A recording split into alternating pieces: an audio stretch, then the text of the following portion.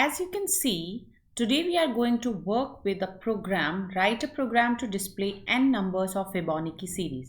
It's a very important question for Python interviews. They can ask you this question, Fibonacci series question. It is very important and it is asked almost in every interviews for the beginners, for the, you can say, freshers. Yes. So for the Fibonacci series, first you have to understand what Fibonacci series is. Fibonacci series means the number which is started with a 0 and the series will be like this. So I just put a hash for the comment. So for example, 0 and I say 1, then I 1. So 1 plus 1, 2, 2 plus 1, 3, 3 plus 2, 5, 5 plus 3, 8, 8 plus 5, that is 13, and 13 plus 8, that is 21. In this way, the first number is added to the second and then the resultant. Then these two numbers are added, then the resultant. These numbers are added, then the sum. These two numbers are added and we get the result. These two numbers are added. So it is continued till we have given the particular condition for it. For in my case, in this program, it's saying display n number of Fibonacci series. So there are two questions of Fibonacci series they can ask in an interview. First we are going to work with this one and later on we will work with the different one. So n is equals to input, enter the number, enter the terms, that means how many terms you want. If I say I want 10 number of terms, so that means my input is 10. So 10 means how many number of terms are this? 1, 2, 3, 4, 5, 6, 7, 8, 9. So yes, definitely when I go with the 1 n, that means if n is 10, so I should get the numbers from 0 to 21. If I change it to 11 or if I change to 12, it depends on that particular number of terms. So when I say a comma b is equals to 0, 1, that means initialize a is equals to 0 and b is equals to 1. In Python, we can work like this. So c is equals to 0, as we know, the main empty bucket where the addition of two numbers are there. So now this is a message which will be Fibonacci series is this and that.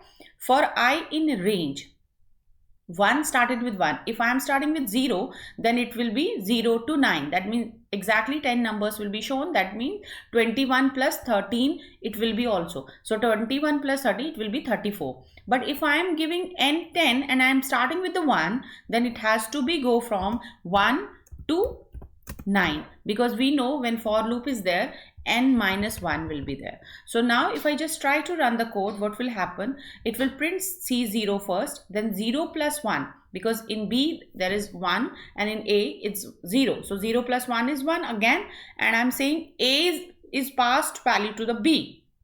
So this time in the first, you can say occurrence of the loop, B is having the value what? 0 again, and in this case again A will get the value 1. So 0, 1, okay. So next time, the first time this loop is printing which value? 0. Next time it is printing 0 plus 1, that is 1. That's great. Now 1 has been printed with the C. So C, that is 0 plus 1. We get the 1. Next time A plus B again. So A plus B means this time A is a value which is having the value, for example, 0 and 0 plus 1. So here again I'll make sure that the next value will be again the value 1. So 0 and 1. Okay. So next time when we are inputting the value, this time 0 and A, now the value has been changed, because A plus B, when I am saying A is equals to B, so that means now the value has been changed to 1 and C is the value which is what? Which is the next value which we have added, that is 2. So 1 plus 1, when I say now A will be the 1 and next time 1 plus 1 it will be, because A is getting the value from C. So I'm saying push the value A to the B, and this time C has a value because 1 plus 1 is 2. Isn't it? So next time the value will be, this time here it will be 2 and next time it will be 2 plus 1. So it will be 3. Isn't it? So next time this value will be 3 and this value will be the value of C, earlier C. So it will be 2. So 3 plus 2, that is 5. In this way the values are changed and we are getting 3 plus 2, that is 5. Again, when we are getting 5, this time the value is 3 and 5. So 3 and 5 means it is 8, but here it will be 3 instead of 8, because we are saying that C's value is passed to this. So when in the case of 5, this will be the 5 and the C value, whatever the C value was there earlier, we were saying that you have to pass the value. So in this case, A value will be 3 and this value will be 5, right? So 5 and 3, so it has been added and now the value will be 8. So in this way the series will be completed. So it can be up to the n number of terms which we are going to work with. Now if we run this program, we will get exactly the number of terms which we have mentioned. We have mentioned 10, so it will be go with that. So if I say 10, so if I enter, I just scroll it up and I'll see the output Fibonacci series 0, 1, 1, 2, 3, 5, 8, 13 and 11. It is in a new line because print is always printing the data in a new line, but if I want it should be like this, in a horizontal way. So what I use comma, then I need to put end with, that is end with the space. That's it. We had already worked with like this also. Put some space and just try to run the code and see whether I'm getting on the same line or not. Enter the terms and then I say. So in this way you can work with this. So this will be the data for the next file or something like that. Sometimes happens like this. If I enter and if I just go with the terms again, if I say enter the 10 and it is saying Fibonacci series, enter the file name. Why? Because there will be another program which is opened there. Okay, so this is how the Fibonacci series is there. Okay, good, great. So okay, now the next question which is related to the Fibonacci series, and they can ask you this type of question, and that time you don't have to confuse yourself. The question can be, okay, now I put this on comment because otherwise it will also execute. So I need to mention it as a comments. Okay, so control and forward arrow. Okay, there are many programs which we have to discuss. See, there will be one line which is there opened. See, that's the reason it is showing, it is showing the error in the last line. So there are lots and lots of programs which we have to discuss in the coming sessions. So be there. I have to discuss many things over here, and there are lots and lots of questions which we have to discuss in the coming series, but there is no such, I don't want to make the big video so that you will get bored. So that's why we are putting efforts like this. Okay, great. This question is done. Now the next question will be write a program to display the nth number of Fibonacci series. See, now the question has been changed. Earlier it was saying, we were saying that n number of terms. Now I'm saying nth number. Nth number means little different. So now if I just try to, first we will just go with the output.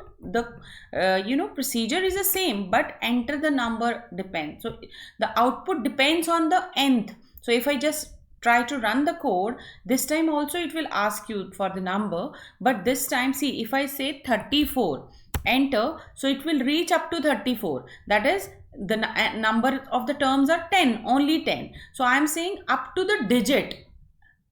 Understand? Up to the particular digit. So that's the reason this condition has been changed. Earlier the condition was not like this. If you just go here, 1 comma n, that means I was using a for loop for incrementing and all. I was putting a I variable for the counter from starting from the 0 or starting from the 1 to n. So 1, 2, 3, 4, 5 like this. So here it is n means the particular digit. So every time it will check whether C reached to 34, whether C reached to 34 like this, because C has a value 0, then 0, then 1, then 1, then it will be 2, it will be 3, then it will be 5, then it will be 8, then it will be 13, then it will be 21, then it will be 34, and at the point of 34 it will be, okay, now I have been reached to the particular number, now I have to stop. So this is the difference between the first program and this program. So in an interview they can ask you these type of questions. So questions are almost same. See, write a program to display the n number of Fibonacci series, and here I am saying nth number of Fibonacci series. So there is a little bit of spelling and all, but believe me, this is a question which is asked in interview, and we are getting confused by this question, that what we have to do, because it seems to be the same but it is totally different. Yes, concept is the same for the Fibonacci series, just limit has to be changed. Okay, so that's it for this window and this session. Hope you like this question. Hope you like these important Python questions which are going to be asked in an interview if you are going for a beginners developer as a fresher. So be there for the next session, and if you really like my videos, put a thumbs up and share this video with your friends and subscribe my channel. Thank you for watching the video. I'll meet you in the next chapter of Python important questions. Till then, take care. Bye bye.